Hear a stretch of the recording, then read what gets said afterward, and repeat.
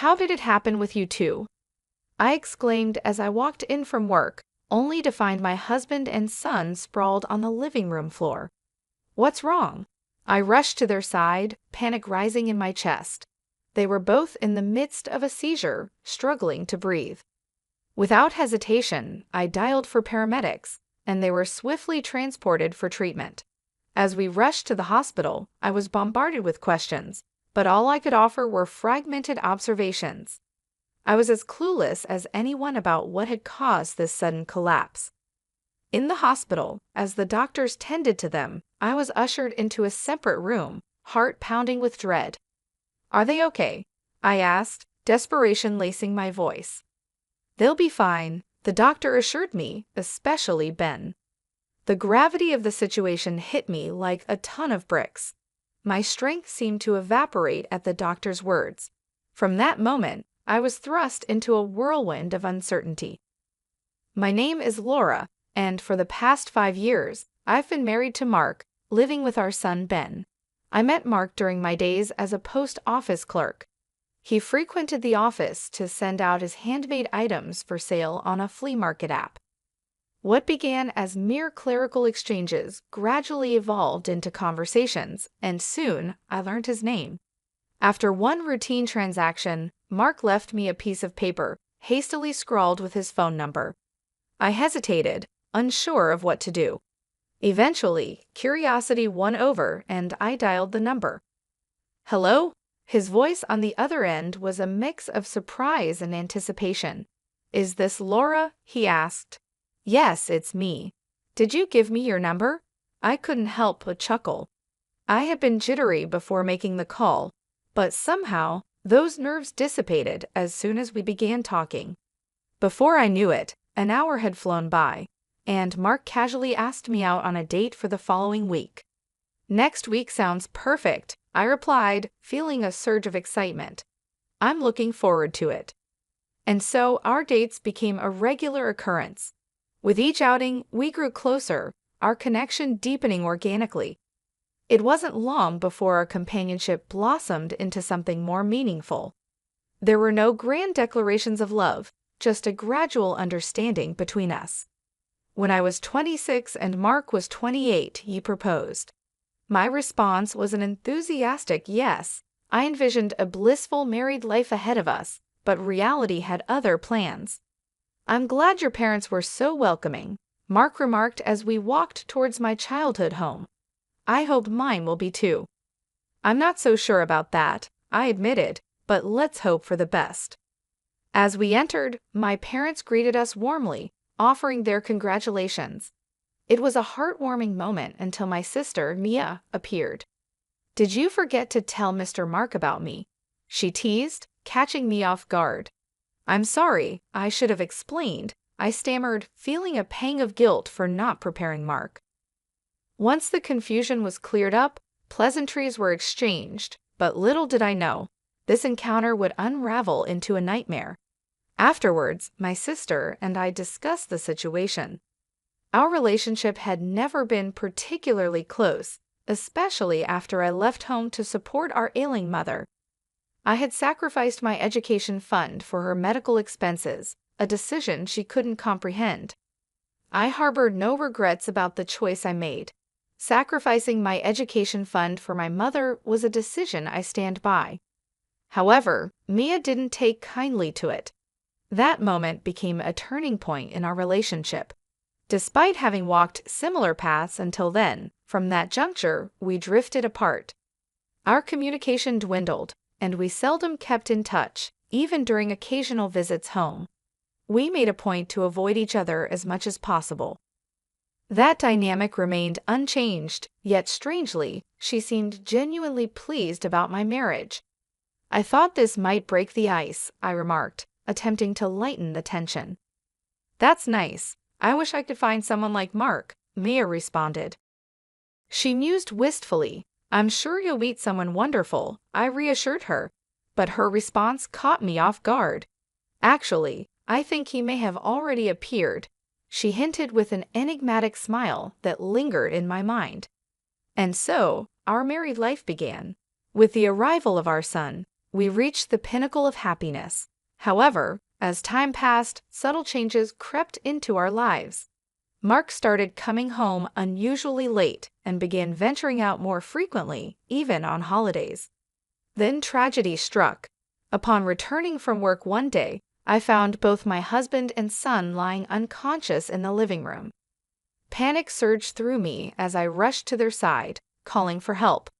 Paramedics arrived swiftly, whisking them away for treatment. "What happened?"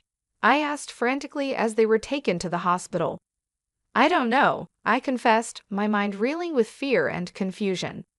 At the hospital, after hours of agonizing wait, the doctor finally called me aside. "Are they okay?" I asked, bracing myself for the worst. "They're stable now," the doctor assured me, "but they've suffered from acute nicotine pesticide poisoning." Relief flooded through me, but it was short-lived as the gravity of the situation sank in.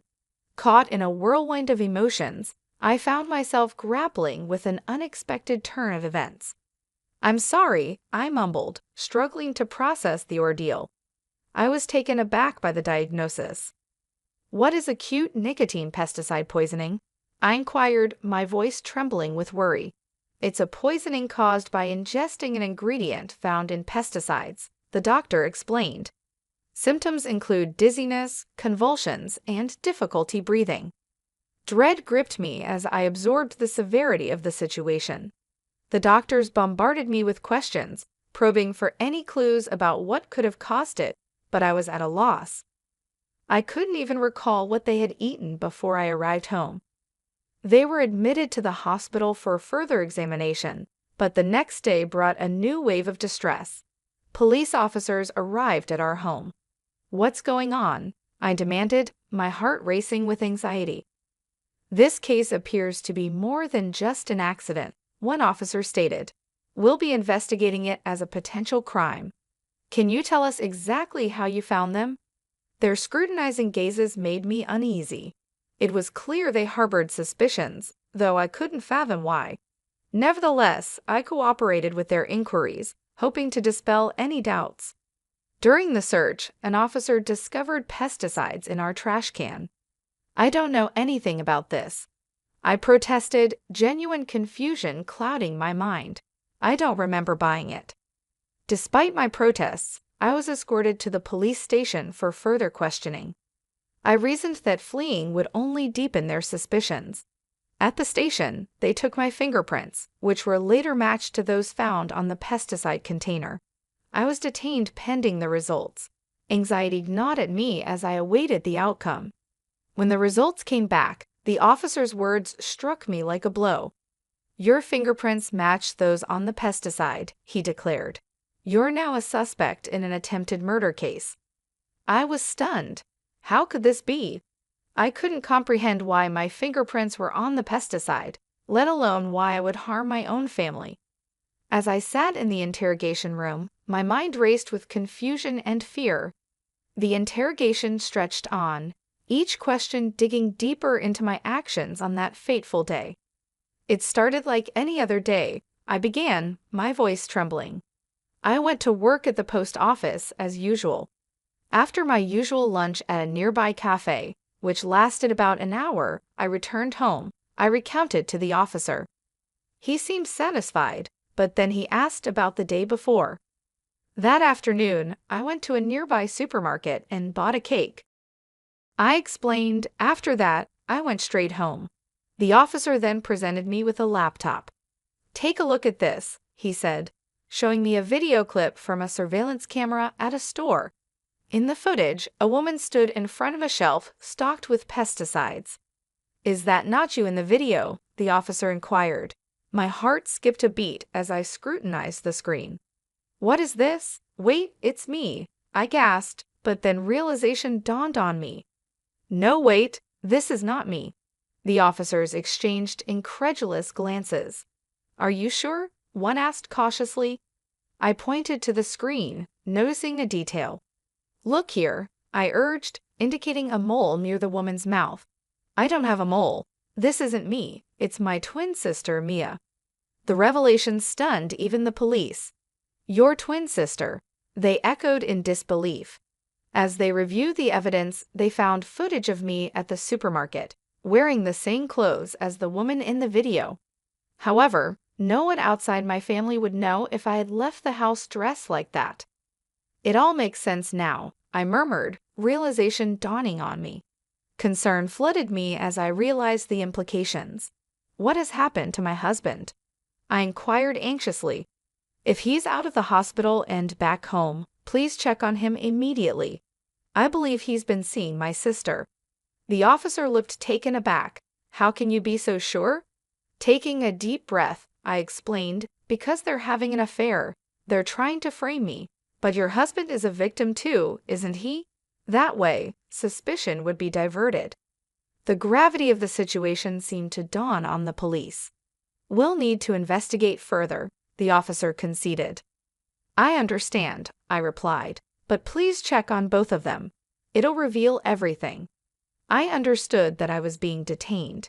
Typically, I would have been arrested immediately, but they decided to hold off, recognizing the significance of my testimony. It felt like I was hanging on by a thread. 2 days later, I was summoned back to the interrogation room. As you suspected, we looked into your husband and found evidence of an affair, the officer informed me. We spoke to him, and he confessed to everything. I'm sorry about this, the officer continued. It was our oversight. For the time being, I was exonerated, but the ordeal was far from over. The betrayal by Mark and Mia cut deep, especially considering they had implicated my young son. I knew I had to confront Mark. You've done a despicable thing, I told him, struggling to contain my anger. I can't believe you involved Ben in this to frame me. Mia must have been behind this. Indeed, it turned out that Mia had orchestrated the entire scheme. She had suggested using pesticides to frame me as a murderer. Mark, under her influence, had bought the pesticide and laced the cake with it while I was away at work, just as I had come to visit him. So, where is Mia? I demanded. I don't know, Mark confessed. I couldn't reach her before the police took me. She must have run away. You'll pay for your crimes, I warned him. You're not getting away with this. As expected, Mia had disappeared, but the police eventually found her hiding at a man's home whom she had met through a dating service. She was taken to the police station, where she confessed to everything. I rushed to the station to confront her. Mia, why did you do this to me? Because I've never liked you since you left, she spat back. Then she revealed her resentment, explaining how she had felt inferior to me for sacrificing my education for our family's sake. Despite the pain and betrayal, I couldn't help but feel a pang of pity for my sister. Her negative feelings towards me had festered over time, culminating in incidents like this one. Was that why you approached Mark? I asked, struggling to comprehend her motives. I just thought that if I slept with your husband, you would despair, she confessed coldly. When he came to greet me at the wedding, I knew I could manipulate him. In other words, she didn't choose Mark for who he was. She chose him because he was my husband. He said he was going to be with you when I was gone. That stupid man had a crush on me. I just made it easy for me to take advantage of him, she continued, devoid of remorse. I can't forgive Mark, but still, he was just being used by her. Despite the betrayal, I couldn't help but feel a sense of pity for Mark. Why'd you target Ben? I demanded, struggling to contain my anger.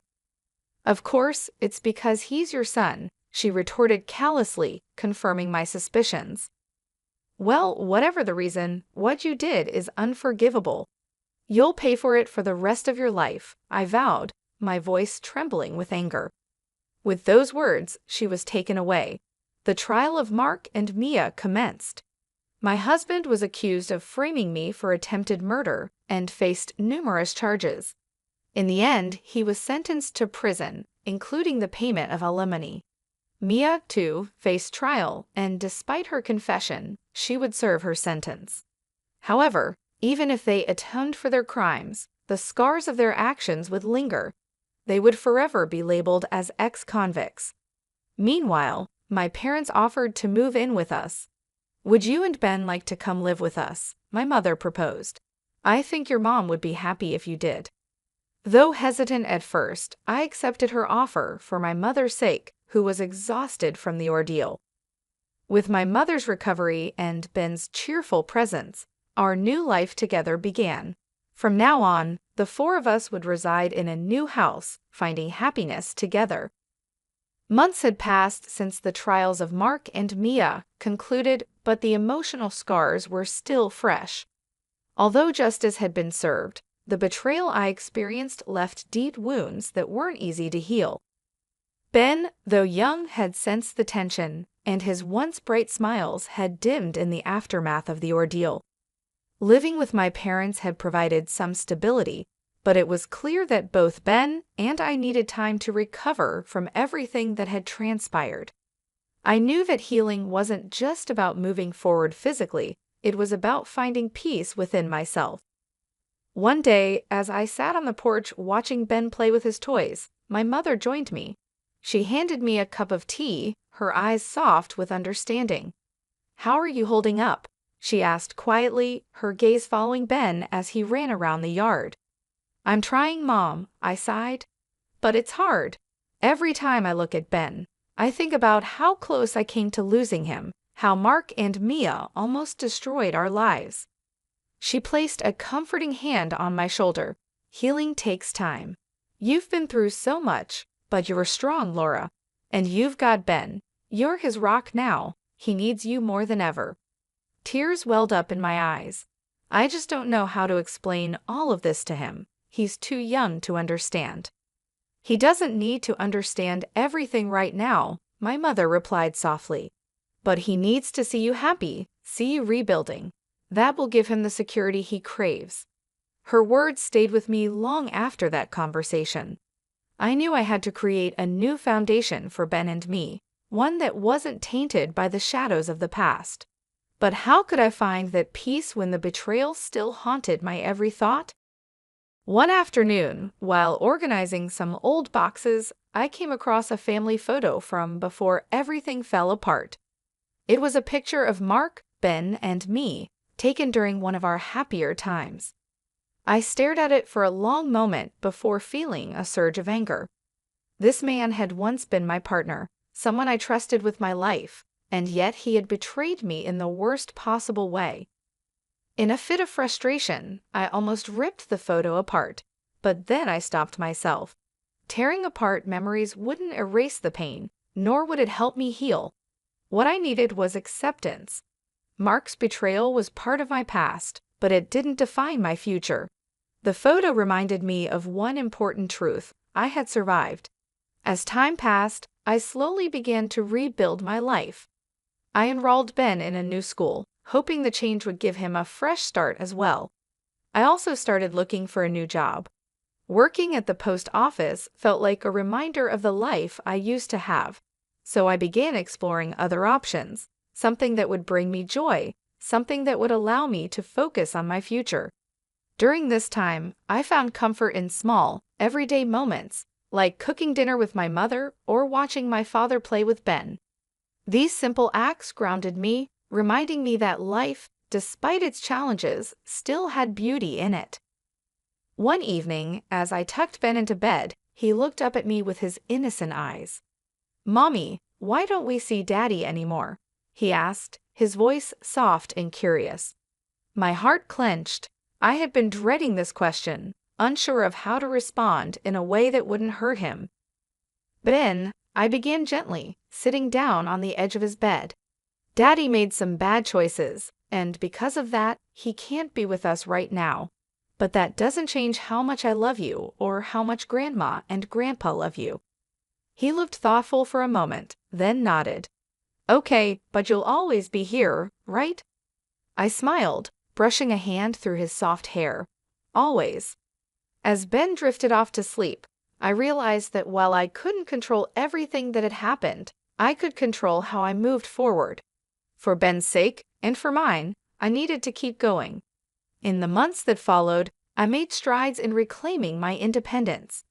I found a job as an office administrator at a local nonprofit, a place where I could focus on helping others while slowly rebuilding my own sense of purpose. The work was rewarding, and I found solace in knowing that I was making a positive impact on the community around me. But the biggest step in my healing came one day when I received a letter from Mark.